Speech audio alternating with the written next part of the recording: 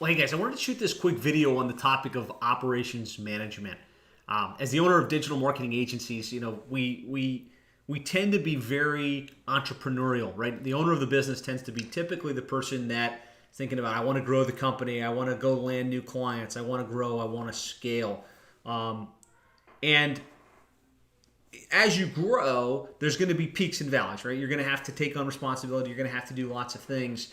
But usually what happens is you start to get bottlenecked with operations, right? Doing the work that you sold to clients, right?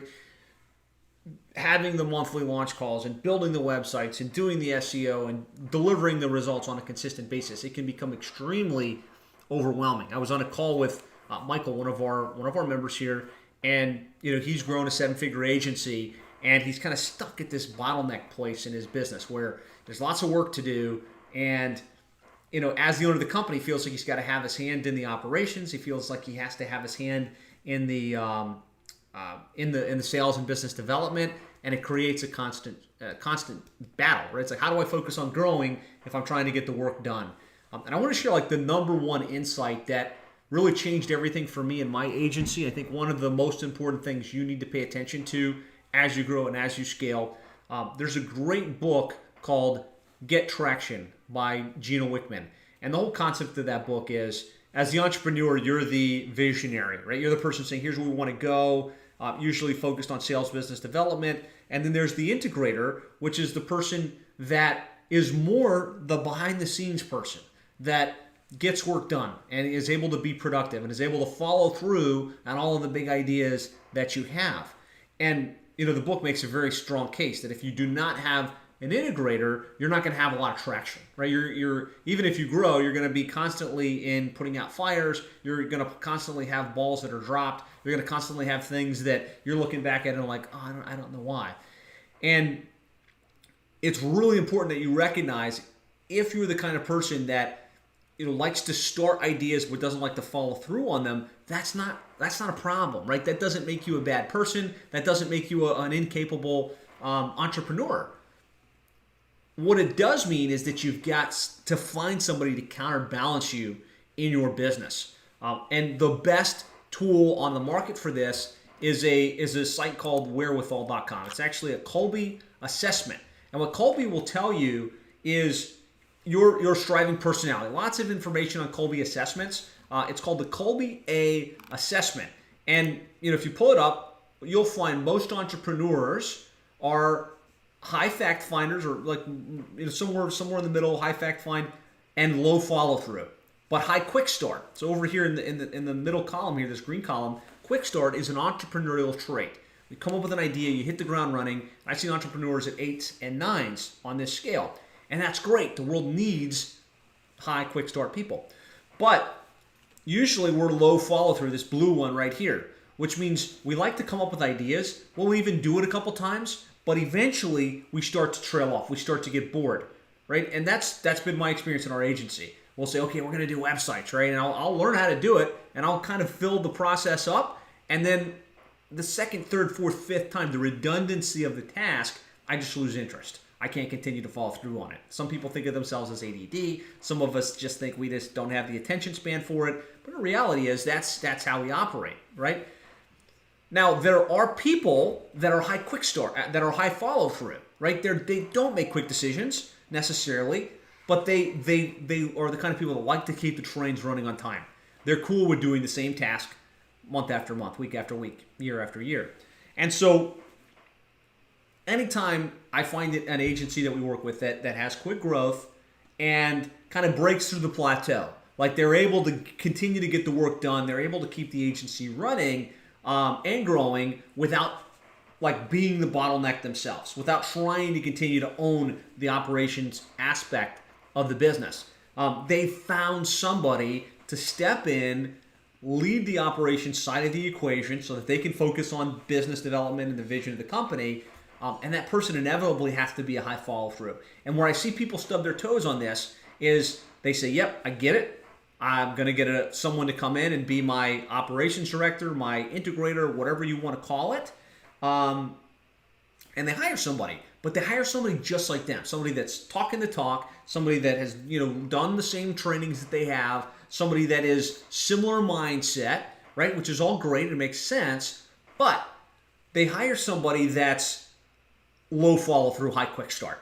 So what they wind up is almost like a duplicate version of themselves. Somebody that also likes to talk business, somebody that also likes to start things up but not follow through on them, and now they're paying somebody to not get the job done and to drop the ball on their clients. Now, I'm not saying this is total catastrophe. Like, you can still figure things out. You can still kind of make the ball move forward, but you wind up stressed out, right? And it's not being done at the highest level that it could or should be.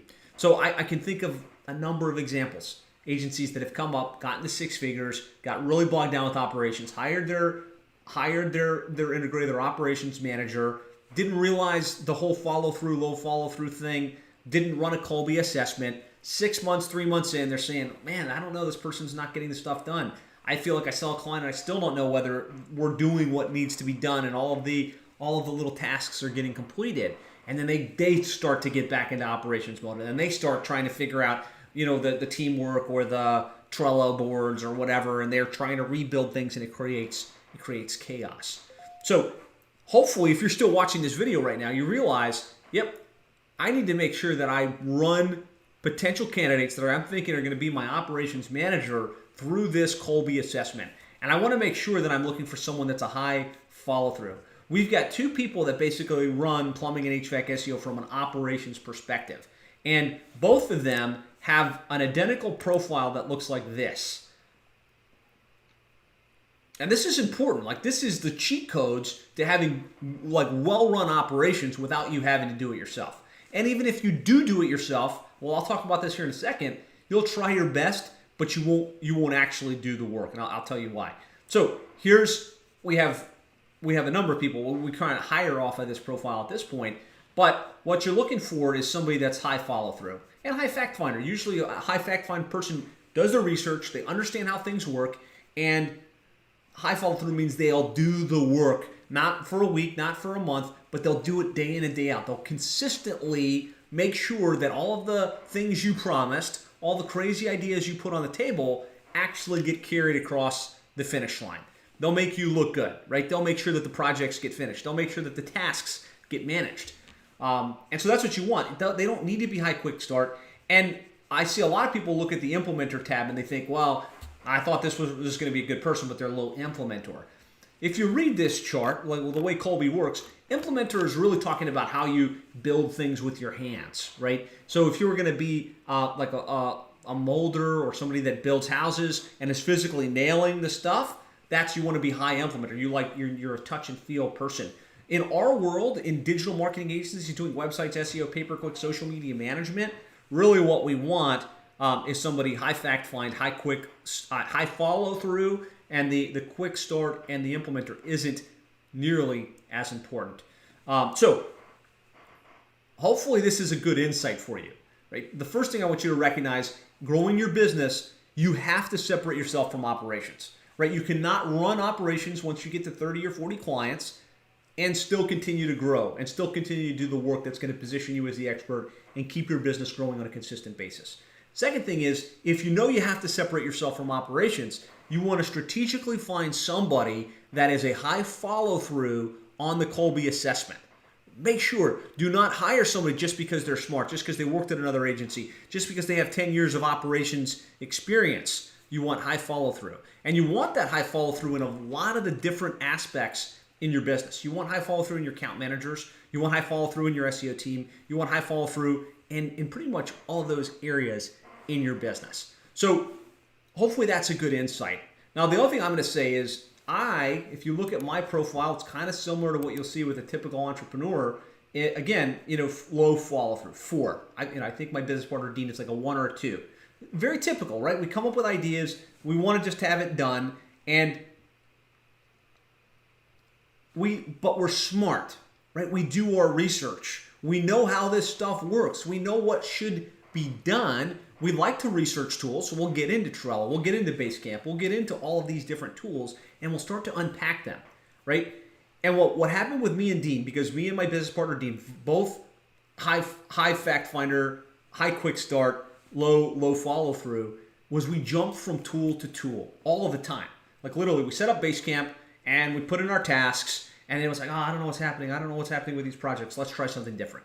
And then we left Basecamp and we went to whatever the other system was at the time, right? From Trello to Teamwork to Asana, everything in between.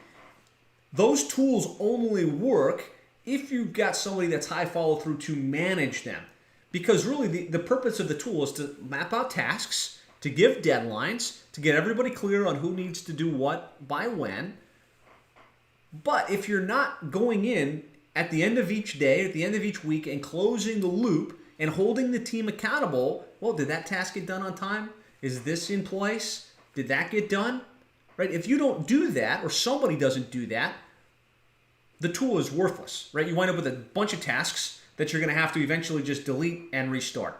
And I speak from experience because that was my experience. I would set up these tools, I would have great intentions, and then we'd have to just abandon ship. And it wasn't until I finally let go of the thought that I could do that I was able to free myself from the operations.